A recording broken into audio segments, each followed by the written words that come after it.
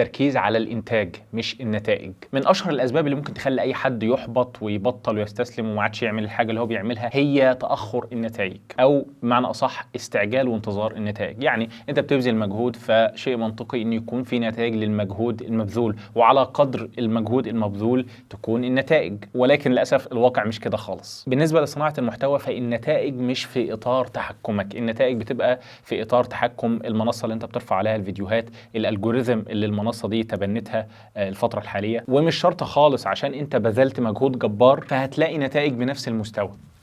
الموضوع البسيط ده لما أدركته فرق معايا بشكل كبير جدا من ناحية الاستمرارية ومن ناحية النفسية، وأيقنت إن الحاجة الوحيدة اللي أنا متحكم فيها هي الإنتاج، إن أنا أنتج حاجة، إن أنا أعمل حاجة. وبمجرد ما أضغط publish أو أنشر الفيديو أنا أخدت يعني الشعور بالرضا والشعور بالإنجاز اللي المفروض أشعر بيه، مش مستني الأداء بتاع الفيديو هو اللي يديني الشعور ده.